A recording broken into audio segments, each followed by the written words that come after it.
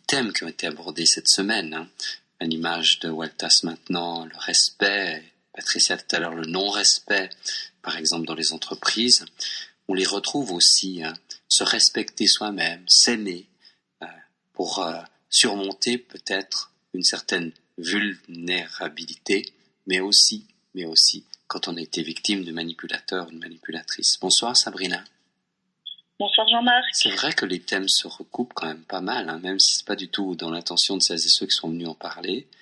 Alors vous, peut-être que vous savez comment, et c'est une réponse qu'on va essayer de donner à Mirabel, détecter les manipulateurs ou les manipulatrices et comment ensuite s'en séparer et surtout comment les tenir à distance par rapport à votre propre vécu, voilà, Sabrina. Oui, tout à fait. Bon, alors, j'ai pas la science infuse. Non, c'est le vécu qui fait la science. Hein. Oui, tout à fait. Déjà, ce qu'il faut savoir, c'est qu'un manipulateur, un pervers narcissique, peu importe comment on l'appelle, à la base, c'est une personne qui, en tout cas dans ma conviction, c'est quelqu'un qui est en souffrance. C'est quelqu'un qui a besoin de l'autre, de se nourrir de l'autre pour combler un vide, combler des manques. Et puis qui va utiliser l'autre comme un objet pour satisfaire ses besoins. Donc il y a aussi peut-être un manque d'humanité derrière, de par la souffrance que cette personne vit. Donc je pense pas que, il y a dans la population, il y a ce qu'on appelle des sociopathes, c'est des personnes qui peuvent naître avec un déficit d'empathie, avec des choses comme ça, mais c'est pas la majorité. La majorité des manipulateurs, ce sont des personnes qui sont devenues comme ça à force d'avoir été maltraitées, abusées, peu importe. Voilà, c'est un chemin quelque part vers la manipulation. Voilà. Je vous fais une remarque qui est arrivée par SMS de quelqu'un qui dit les manipulateurs ne se font ou ne sont jamais soignés, alors ils peuvent recommencer avec d'autres victimes. Peut-être que vous avez une réponse par rapport à ça dans votre propre vécu. Alors oui, on peut se faire soigner, bien sûr qu'on peut se faire soigner, tout à fait. C'est toutes les personnes qui ont un vécu de souffrance, qui à un moment donné vont choisir de soit répéter la violence qu'ils ont subie sur quelqu'un d'autre, ou soit ils vont décider de traiter cette violence qu'ils ont en eux, et puis d'en faire quelque chose de positif, et puis de devenir un être résilient. C'est une question de choix. Et puis bien sûr qu'on peut se soigner. Après, c'est d'où la nécessité aussi de parler de ce qu'on vit, de pouvoir briser le silence, de dénoncer, parce que quelque part un manipulateur, c'est une personne qui a besoin d'aide mais qui ne sait pas demander de l'aide. Donc quand on le dénonce, quelque part pour lui c'est aussi une libération qui arrive. En tout cas, c'est une possibilité de s'en sortir. Dites-moi une chose, pas comme ça, mais voilà. Comment vous avez appris à détecter? Parce que là, dans la description que vous en faites, apparemment, vous avez quand même été confronté au moins une fois à un manipulateur, mais comment vous avez appris à le détecter? Alors, moi, j'ai grandi avec un père, manipulateur, alcoolique, tout ça. Donc j'ai eu le temps d'observer, j'ai eu le temps d'analyser. Après, je me suis aussi formée en psychologie, donc j'ai appris à décortiquer un petit peu les comportements.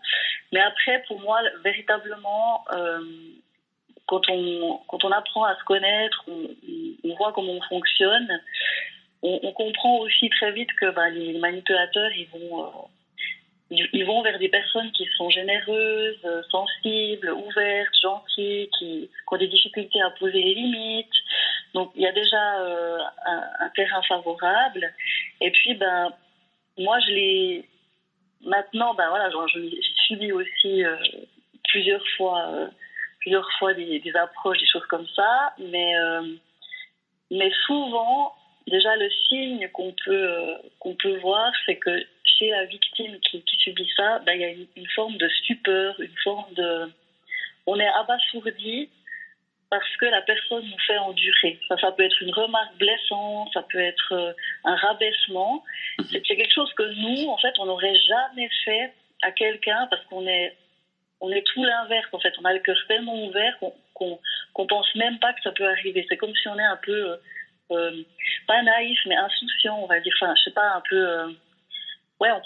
on voit pas le mal chez les autres. Ouais.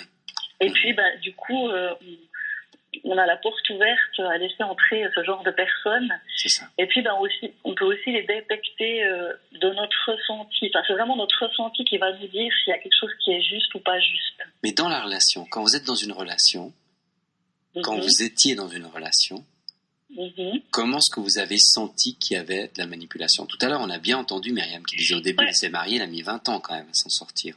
Oui, alors effectivement, il faut... ma maman, elle a mis 30 ans, 40 ans avant de se sortir de cette emprise, parce que c'est tant qu'on veut pas voir la vérité, tant qu'on croit pas qu'il y a des personnes qui peuvent nous faire du mal, on reste dans cette emprise, on a le cerveau embrumé. Donc c'est une personne qui a le don de nous insuffler à l'intérieur de nous le doute permanent. Donc quand on commence à ne plus savoir si ce que je fais c'est bien, c'est pas bien, si j'ai le droit de dire ça, si j'ai pas le droit de dire ça, si je commence à mentir ou avoir peur de dire la vérité ou cacher des choses, ça c'est des signes en fait qu'il y a quelque chose qui cloche. Déjà, quand on peut pas être soi dans une relation, c'est véritablement problématique.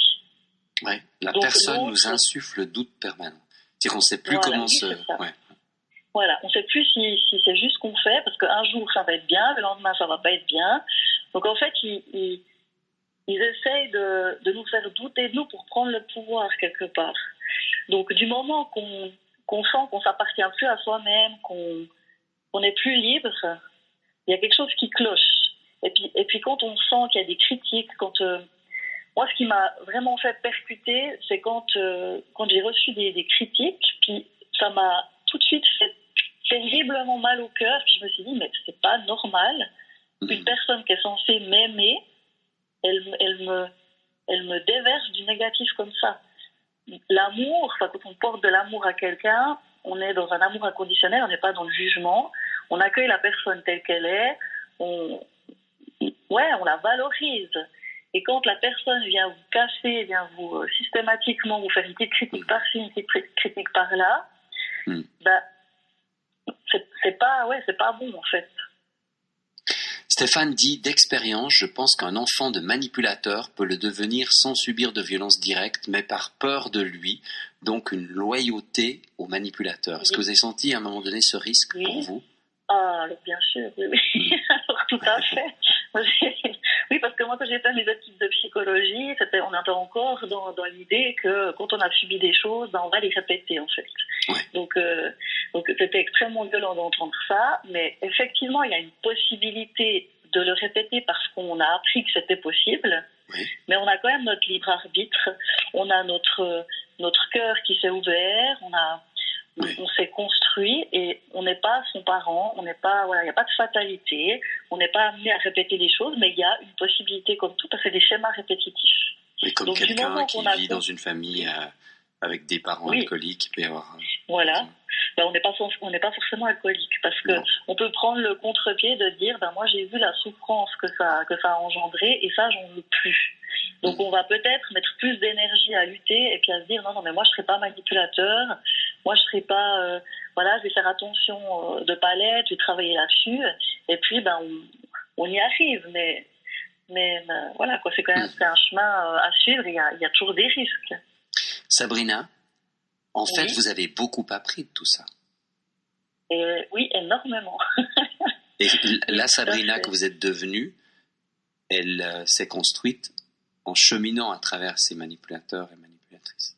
Oui, parce que les manipulateurs, pour moi, ça a été aussi un miroir de là où j'en étais, parce que il y a très longtemps en arrière, j'avais pas de limite, en fait, j'étais perméable, je savais pas dire non, j'avais un manque de confiance, je cherchais aussi beaucoup d'amour, donc j'étais dans la dévotion, dans le sacrifice.